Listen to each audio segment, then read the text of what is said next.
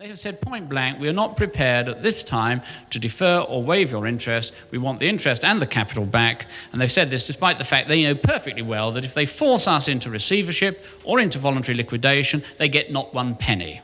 I mean, that's the reality of the situation. Nevertheless, they've said it, and we have to deal with that situation. At the same time as they said that, they've made it clear they're not going to push us for payment. They're going to give us time to see if we can come up with a deal that will enable us to continue to trade. And that deal, if I put it to you today, unpleasant though it may be, unacceptable perhaps to some, is nevertheless the only hope we got for the future, which is a tie-up with a large international partner.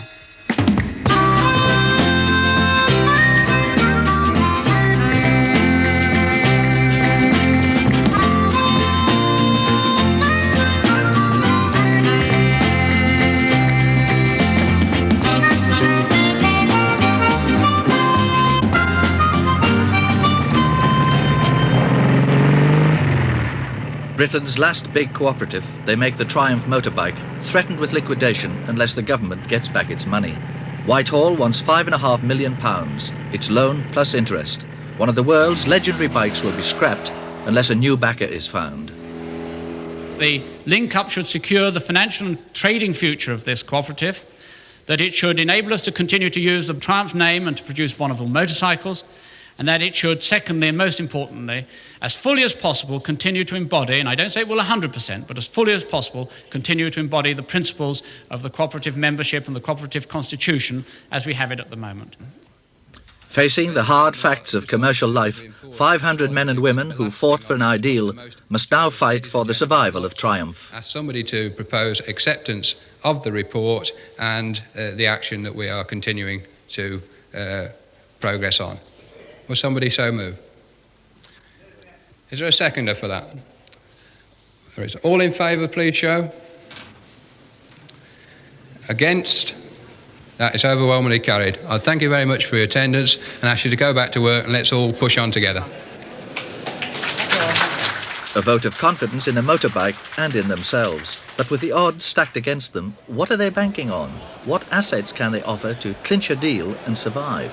We've got something here that sells itself. It's probably unparalleled in British manufacturing, certainly in the engineering industry in the West Midlands, what we have here in terms of no strikes, flexibility, no demarcation disputes, a good effort, a good product, a good factory. All those things are tremendous assets. What do you feel about your prospects in the next few months? When you say what are our chances, I said when I came in and to help in November at the invitation of the board, we had a fighting chance. And all I say now, we've got a fighting chance. As long as you have a fighting chance, it's worth fighting. Once, Britain's motorbike industry led the world, until the complacent belief that British is best blinded an industry to Japanese competition that overwhelmed it. When the old bosses decided to close down the Meridan factory, the workers refused to accept defeat. They mounted a 24-hour picket at the factory gates, and a handful of men and women sustained it for 18 months. It was Britain's longest ever lock-in. The pickets were confident that Triumph had a future as well as a world championship past. Tony Benn won them a government loan. Then Dennis Johnson, who led the picket, became the first worker chairman. We opened on March the 10th, Monday, March the 10th. So the whole weekend was spent in the plant, really, getting it ready for the big day Monday. During the afternoon of Sunday, we'd just about done all we needed. And I was walking through the plant, and there's long corridors and aisles of machine tools. And of course, it was quiet.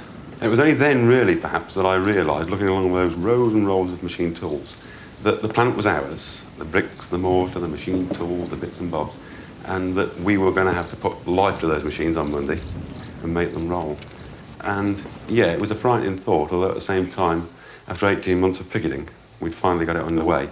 It was set up with virtually no working capital. Majority of the money went to the purchase, the acquisition of the machines, the fixtures, the site. And we're tied by legal agreement, inescapably tied, to sell the products only to the old owners, Norton Villiers Triumph. So you can well imagine the difficulty in trying to obtain a good ex-works price. You couldn't go and shop around. The deal at the time when it was sold to the membership was likened to a drowning man who had been pulled out to the side of the pond, as it were, and been left up to his neck in sinking sand. I think the reason it's continued so long is that people in here didn't want to see it fail, and they worked hard to try and make it a success, and they've worked hard against all the odds.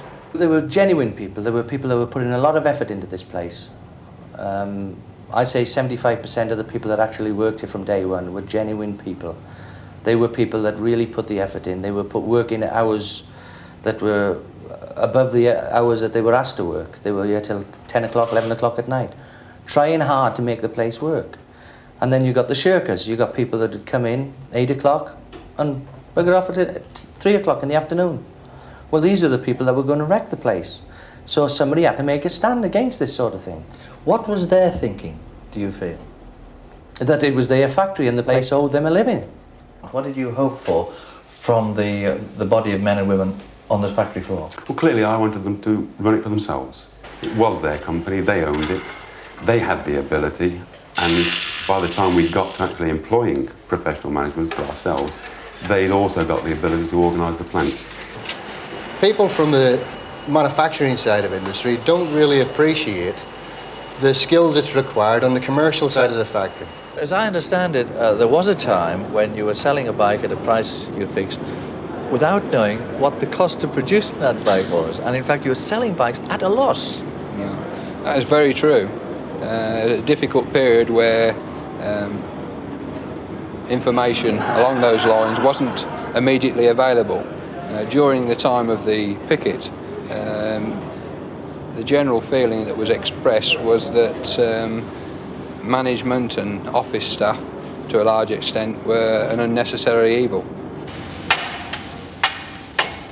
Since those days, John Rosamond, the chairman, and his 9 fellow directors have hired management and marketing staffs to work for them. The directors chose to stick to the factory floor themselves in jobs they knew best, but they decide the cooperative's policy.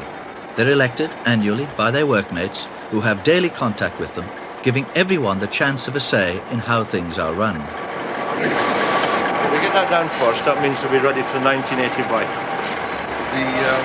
That means all these can go down. We'll clear ourselves out of this building for Wednesday. Until last year, over 70% of the cooperative sales went to the United States, where the Bonneville was a roaring success as a status symbol. All 750 cc's of it. But when the United States dollar fell, sales slumped. Now the Triumph is out to win new markets with an 8-valve model. No one wants it to succeed more than Chief Tester Chuck Knight. Well, the Bonneville's been a thing which I've always been working for. I mean, I've always been riding Triumphs and been working for Triumph, so why shouldn't I think that way? It's natural, it's in my blood. And it's in a lot of other people's blood, you know, and I think that's where we can win out if everybody's got the same, if we all got that same enthusiasm. That name will always live forever. It's got to live forever with that sort of enthusiasm. You know, you've got to be proud of your company, your bike and the country. And if you've got all them 3 tied up, you can't go wrong. That's how the Japanese win. The new Bonneville, it's expected to produce more power more quickly using cheaper, low-grade fuel. And offensive fuel emissions will be reduced, the designers say.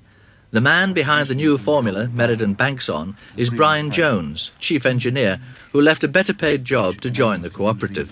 Why? Now we can see a future for the company from the engineering aspect. We can produce a product which will generate a slot in the market and will continue to sell. Cooperative confidence backed by no disputes and a sense of belonging. Here working at Meriden, I am a part of the company. I am a part of the company, not just a number on a clock. You know, this company belongs to me and 600 other persons as well. But here in Meriden, there's no such thing as a foreman. Now, how can a place work without foreman about? Because of the self-discipline that's necessary and needed in people to work here, like, you know. It's the self-discipline part that's the thing. People have to have this to work at Meriden. You only get sort of AWOL situations when people don't have this sort of discipline, like, you know. It's all what it's all about. This is where people can learn from this place. They can learn a hell of a lot from Meriden, there's no doubt about it. Because, you know, with the mass meetings and what have you, as soon as there's something to discuss, it's brought to the shop floor. And at least we've got a chance to be able to say how a factory should be run, which basically it's always a shop floor who does the work. You know, the management do their bit as well. I was offered 2 jobs in car factories, I didn't want them because of too many strikes and there's too much money.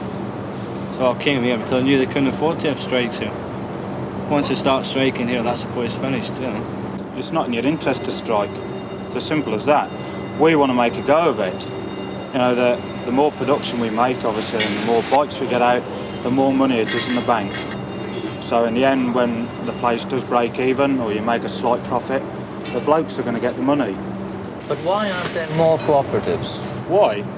I think if you was a hardened businessman, it wouldn't agree with your sense of, you know, why should you give the workers the right to decide how your money's going? I think if it started from scratch, like this place did, then that's fair enough. But I can't see any businessman really wanting the opinions of any worker.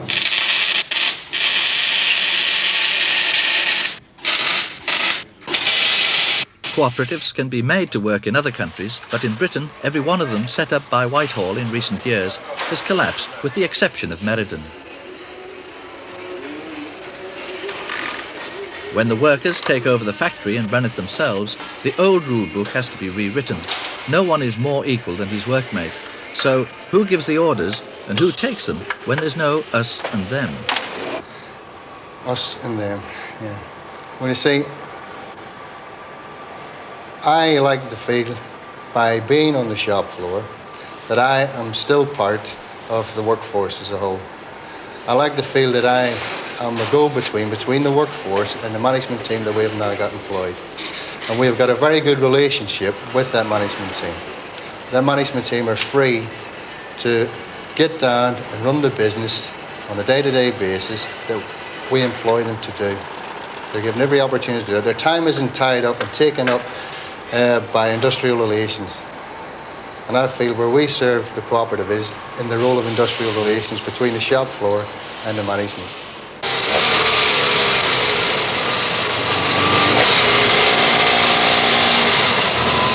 Energy and enthusiasm inside the factory is one thing, but are they revving up with nowhere to go? Even if they find a partner, they still have to attract new customers against tremendous foreign competition. But they pull it off. Almost like a lifeline comes a promise that will keep the production line going. The Nigerian government agrees to place an order. They will buy 1,250 Triumphs on condition that 300 of them will be delivered almost at once. Bye-bye again. Bye-bye. It may appear an old-fashioned way of working, Dickensian almost. No computed robot production lines here, but Triumph turns this to advantage. They still build a motorbike that's virtually handmade. But the government's demand for repayment of its loan, or else, has come just as the cooperative has moved from losing £1 million last year to a break-even position this. For some, the big Nigerian order is too little, too late. To reduce the labour force and save any new backer the horrors of redundancies, some of the older men and women in the cooperative will have to go. For them, it's enforced retirement, the end of the line. Now, some of the people who will learn about retirement this afternoon stood on the picket for 18 months. That's correct, yes.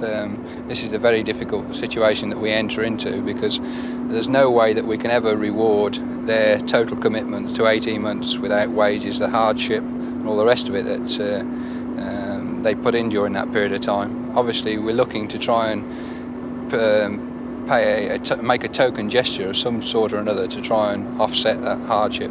But the financial amounts that we'll be talking about will be in no way sufficient.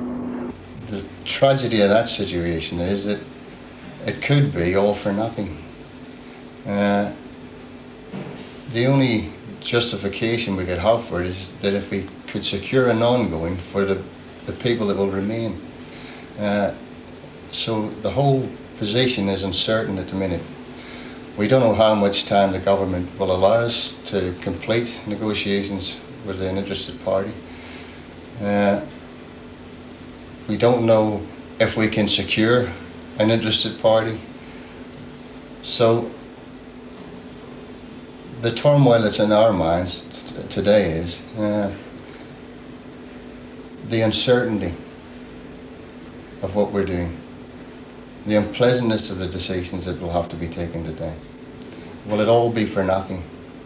Now, let's be absolutely square as we were last time. We're looking, I regret to say, for between 50 and 60 reduction in the membership, between 50 and 60 redundancies in the membership. That we have to have, I'm afraid.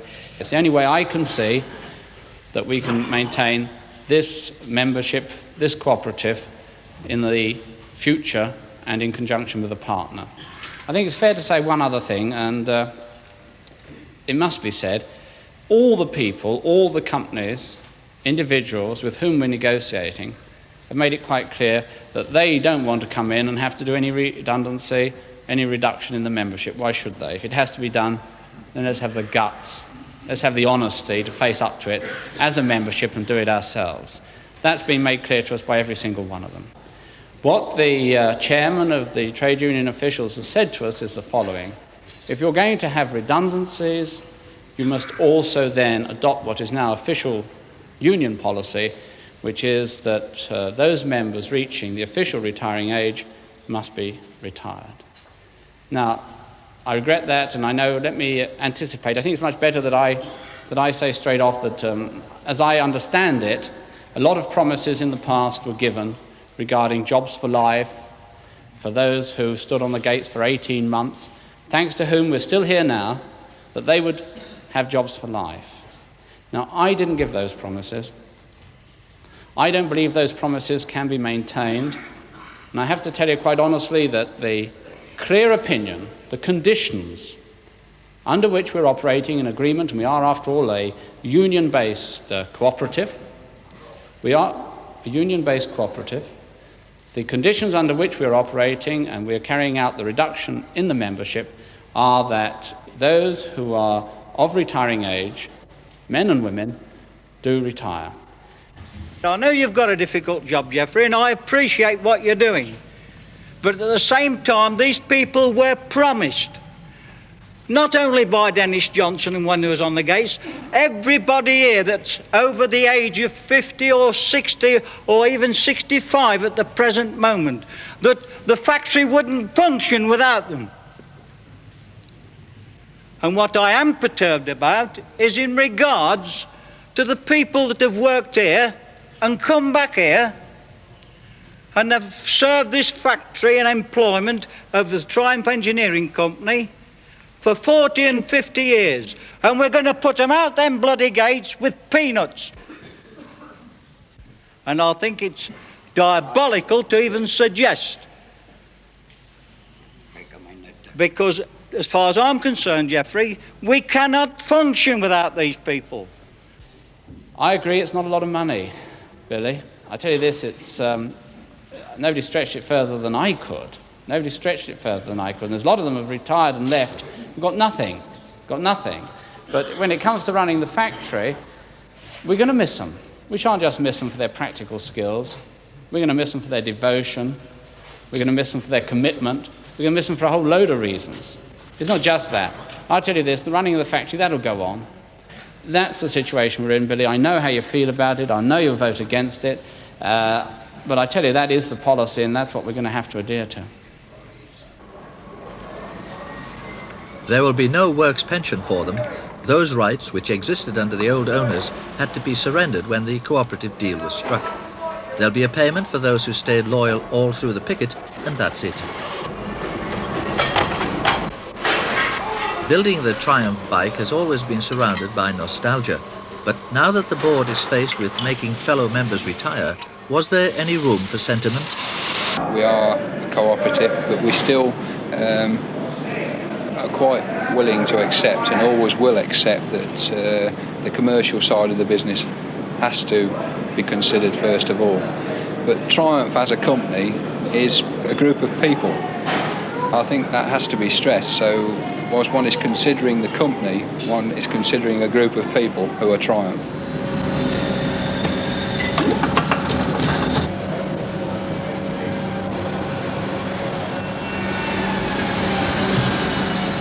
Retirement isn't the only blow the cooperative has to face in pursuit of a moneyed partner to keep production going at Meridan. Every prospective backer who showed interest insisted on another condition which, of necessity, would strike at the roots of the cooperative itself and weaken the worker control. Geoffrey Robinson had some more bad news for the worker directors. But nevertheless, the prospective partner, I think we have to accept this, in terms of commercial realism, would have control. It would also be very true to say that in every set of negotiation that we've been involved in, we have made the point quite strongly that we would wish to continue the participation aspect of the cooperative as it is at present, or in some similar form to be agreed in the deal, and which would not in any way have to be a charade. It would have to be a total commitment to continuing along those lines, with a stake which was representative of the stake that the membership still held within the company. Whatever it finishes up at, they're not going to give us it for nothing. I mean, apart from pulling us out of trouble, if they do pull us out of trouble, we've moved immediately from a cooperative to a conventional company, and the only way it's unlike a conventional company is going to have a tame labour force, and we're going to be the tamers. You've got to satisfy yourself, first of all, it's worth having, secondly, that you can make it worth having. I have a working relationship with the new partner. I mean, I couldn't agree more. That's the bit I'm trying to get at, the working relationship. Now, John said 2 or 3 members on the board, whatever. Are they going to be there as participants in management or factory policy, or as policemen for the workforce? This is what I'm trying to get at. There's no question about that. Any prospective partner is going to have people, particularly around this table, who have seen both sides of the coin, haven't we? We've seen it as shop stewards under old management, we've seen it as directors in this company, and we've seen both sides of the coin. So, by golly, we know the score, don't we? Policemen are never on, John. Never on, because them out there won't wear policemen. The fear was expressed that the men would become a tame workforce in the hands of the partnerships who insisted on controlling things. Referring to a recent meeting on that, yes, I don't think that would be acceptable to the men or to the members who represent them currently on the board. It was made very clear that we're not talking in those terms. Neither is any one of the prospective partners. They're talking about a real partnership because they see a real partnership as being in their best interest as well as that of the membership.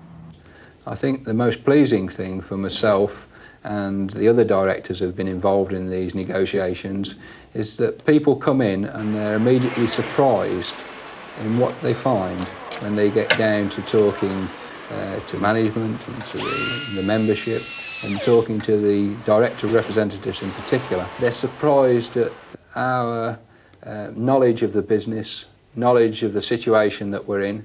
I think there is, to a certain degree, a feeling outside that we're a bunch of yobbos who just don't know what they're doing, blundering from one crisis to another.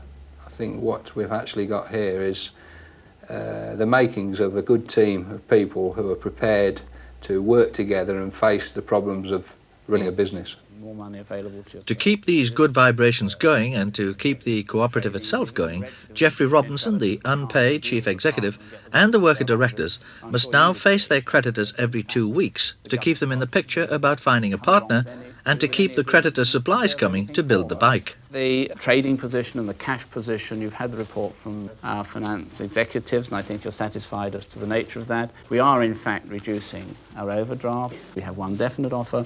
We've had 3 other approaches, 2 of which we think are very serious, and 2 further ones that we've made of our own initiative. The mere fact, I think, that we have a definite offer is already a very considerable reassurance to yourselves, and we're grateful for that. From the information supplied by Mr. Robinson, I have every hope that we can eventually circularise creditors and say the company is back on its feet. But the ball is completely in the hands of Mr. Robinson to find, to quote himself, a partner that would have a stake in the company. We give the company as long as is conceivably possible, provided no one creditor takes any adverse action.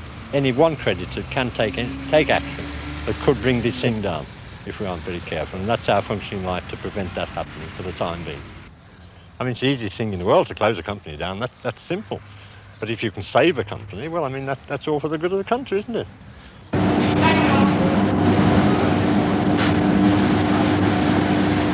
The Meridan Cooperative has been free of industrial strife for 5 years.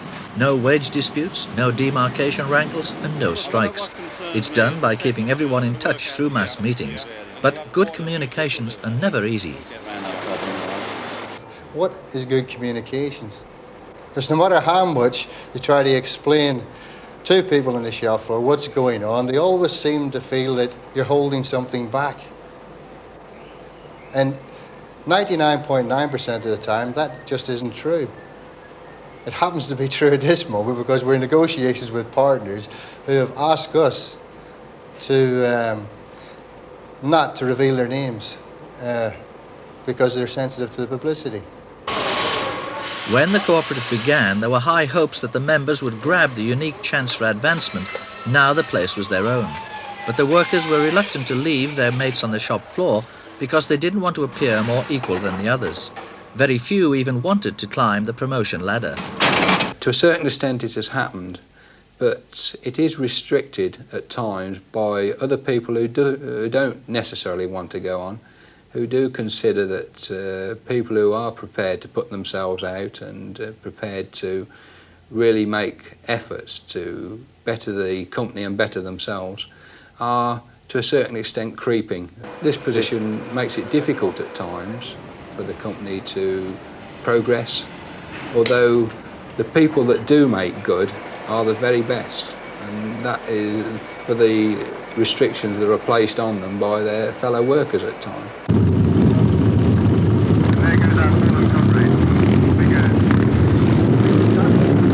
One of Triumph's oldest regular customers, the White Helmets.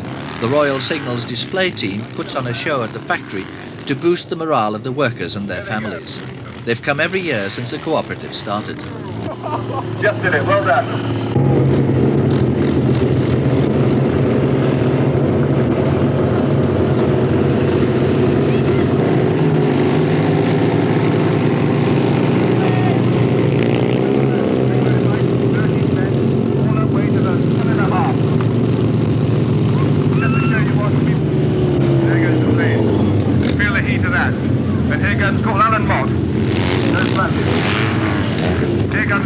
Since 1927, the White Helmets have never used any other bike than Triumph because they say it's strong and light and easy to control. On the principle that attack is the best form of defense, the cooperative has established a beachhead in Tokyo in answer to the Japanese invasion here, and Triumph sales in Japan are on the increase. What is the attraction to the Japanese of the Triumph bike? Triumph company has a very long history of making these vehicles, and also they are very lightweight, and it is easier to ride Triumphs than other makes. You're saying that your sales of Triumph in Japan are increasing. Is the day going to come when Triumph will replace Honda and Suzuki? I'm not so sure whether Triumph can beat Honda or Suzuki in the Japanese market, but I hope that British motorcycle industry will go back to the paradise of world's motorcycle industry.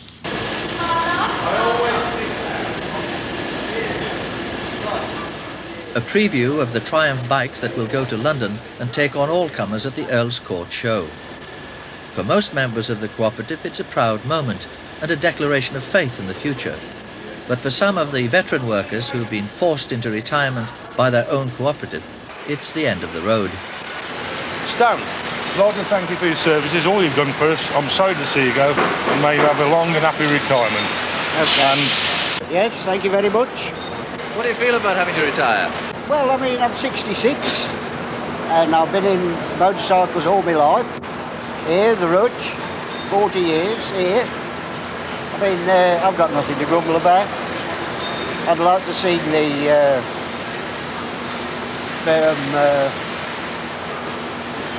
bit better. Been here a long time.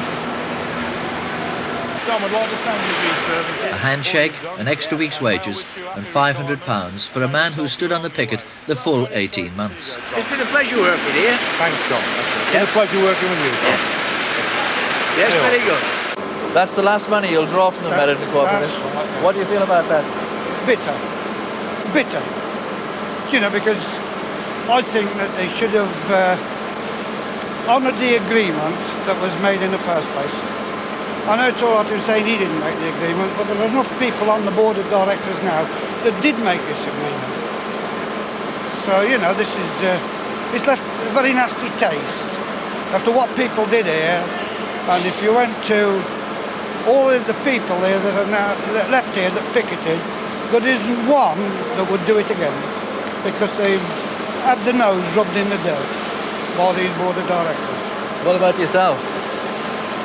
But in what way do you mean? Do you regret being on the picket? I do now, yes. I had a chance of a job 3 weeks after we were made redundant, and I turned it down because I thought we were on for something better, you know, something worth going in for, and I regret now. The point was that where I could have started was across the road from where I live, so I'd have saved £3 a week in petrol money going up here. Why did you join the picket? Well, because I thought it was something worth fighting for. You know, there was a job here, it wasn't just for us, but it was for other people. It meant keeping the motorcycle industry going in this country. The fact that the handshake comes from a director you elected yourself doesn't make the going any easier. Thanks, Arthur. Happy retirement.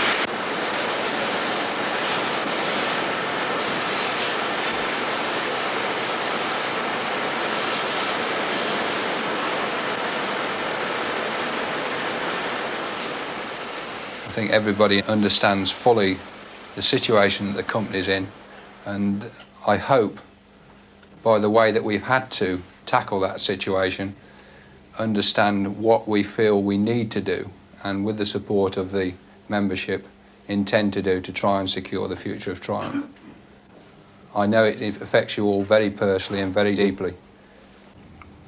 Triumph Motorcycles Meriden, it's not brick walls surrounding machines. Triumph Motorcycles is a body of people, and without the people the whole place would not exist. So anything you want, don't be afraid to come knocking on the door. Is there anything we can do for you? And again, just thanks for everything you've done. I wanted to go out of here proud that I came back. This is my second time back, as you know. To think that I'd helped to get this motorbike going and made jobs for the young ones. I'm not going to see that now. Out. Just like that. It hurts, John. We should have been the last to go. I can only express understanding for the feeling that's been expressed, and I think it would be remiss to do anything but express understanding. But faced with the problems of the company, I hope with time that understanding will also be expressed by yourselves. I haven't got any bitterness against this. I love Triumph. I always have, I always will. Triumph, especially since the picket days, Triumph's been my life.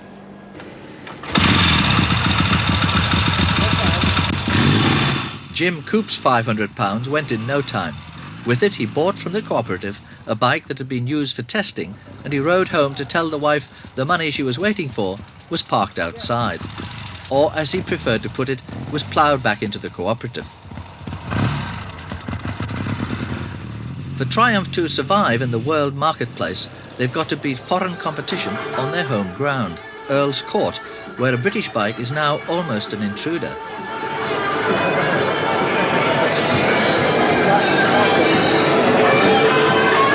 Triumph make a brave stand, and they're backed in the battle for survival by a hard core of enthusiasts taking a stand of their own for their Triumph bike. Among them, Elsie Wilkes. She's 61 with a teenager's enthusiasm for her Bonneville. Why always a Triumph? Because it sounds like a motorbike. It's a motorbike, it's not an empty tin can. How often do you ride the motorbike? Every day. Shopping, holidays, visiting family, visiting my son and his family, my daughter and her family, visiting my mother. Everywhere I go, Triumph, definitely Triumph. I like them and I'll always like them. And there isn't another bike that I consider can come up to it. Not any of the Japanese? No! Who wants a Jap bike? No, thank you. No. Triumph every time. Expand, that's the advice the Triumph owners have for the Cooperative survival. make a wider range of the bike they love best. Jeffrey Robinson responds. The problem's there, you need big money for investment in that sort of thing, but we have it in mind. We'd probably go to 500 before a 250 and then down further. But we've got to stay alive for the moment. You've got to catch them young. Yeah. Because a lot of them have been brought up on Japanese bikes. There we are, there's another future Triumph rider for him. He'll still be there when he's riding one. You ask the people that come to your factory, Mr. Robinson. You ask them, Jeffrey. You ask them. You ask the people that come from abroad, Belgium, Holland, Australia, Canada. And everybody is hoping. This is what they told us, that they do not want the Triumph factory to wind up. It's disgraceful. And it is correct. Why won't you take public support for Triumph? We are thinking very seriously of making a public appeal for people to show their support for Triumph, to keep it alive. And that appeal will be launched next week in all probability. Triumph carries the distinctive colours of the AA, who run a fleet of the Cooperatives bikes in London. But it wasn't patriotism that made them buy British, it was pounds and pence. We have to think about ease of maintenance and repairs, and also the cost of repairs as well, cost of parts, things like that. And compare with going foreign, parts are sort of fairly cheap on them, very easy to obtain spares, and this is what we've got to think about in a fleet where the idea for us is to keep mobile. Can you give me an example of the cost of a spare on this bike as compared with others? Yeah, well, one thing we do get through, bearing in mind we just use the bikes in the west end of the city, and that's, for example, we'll say the drive chain. Now, well, for example, for these, we can get chains for these at around about £15 or so. We can say the average price for a Japanese chain, for example, is somewhere in the region of anywhere between £50 and £75. A cavalcade of Triumph owners leaves Earl's Court for Whitehall to petition the government. Their plea, give the cooperative more time to find a partner. Meanwhile, a more immediate crisis back at Meriden. We've been trying to secure the Nigerian order, I'm sure you're all aware, along with other large police orders for something like 6 to 9 months. The things have just been bubbling under the surface. John Ingleson can vouch for this, and yourselves have prepared various sample bites from time to time. But to date, we have not received a letter of credit from Nigeria. But having said that, late last week and the beginning of this week, we have been able to secure an amount of money that's available to us if we are prepared to go ahead and produce the first 300 bikes to secure the order. Now, to secure the order, we have to meet a deadline in Nigeria of October the 1st. It's a penalty clause in the whole order of 1,250. If we don't get to 300 then, we lose the 1,250. Hook or by crook, we've got to get these 300 bikes out on Liverpool docks by Wednesday and Thursday of next week. We know what we're asking, and we're asking it to be done for no pay whatsoever, because I'm sure you're all aware that as soon as you start talking time off in lieu, it's becoming a sick joke around the place, and everybody's laughing and saying, oh, time off in lieu again, and all the rest of it. This order is so vital, and the situation is so serious that we need, when people say they're coming in, we need to know they're going to be here. So what John and I will be doing later in the day is we'll be coming back around the areas that we've met and asking the people again, individually, taking their names and asking them, please, if you say you're coming in, come in. If we can secure the Nigerian order by getting the 300 bikes to Nigeria on time, we can then, we believe, get further time for them from the government to enable us to end up with a deal with a third party. Without the Nigerian order, it looks pretty grim. But what is it like for you continually making these requests, making these demands on men to work for nothing? It's not a situation that I relish, I can assure you. It's because it's all you ever seem to be doing here. And just for once, I'd like to go down and say to them, look, we've got some good news for you, James. We don't want to take your time up anymore, working for nothing or whatever. This time we'll pay you. I mean, that would be a happy change. But when you continue doing this, asking for work for no recompense, what does this do to your faith in the future of the cooperative? Well, with the sort of commitment that we'll get from them, it makes it all worthwhile. It's at moments and times like these, when, you see, over the last few weeks and that, when you're involved in the sort of negotiations that are going on and the uncertainty around the company, you you feel sometimes, you know, is it all worthwhile? What's it all about? What price are we asking people to pay for this? And when you come down back, meet the people again, and you're talking to them and you're trying to get a commitment from them, which you know in the end they will give you, it sort of takes all the doubts out of your mind and it revitalises you to go ahead and try and do the best deal we can for them. You got 110 people coming in Saturday without pay, without time off in lieu. You've got 86 coming in Sunday. Now, we've got to get together and murray this up to try and make this build. All right, Bill's persuaded them, you can call it that way, but they've had an alternative, ain't they? Either you work, else we're out of business. And that's the alternative, that's fact, isn't it?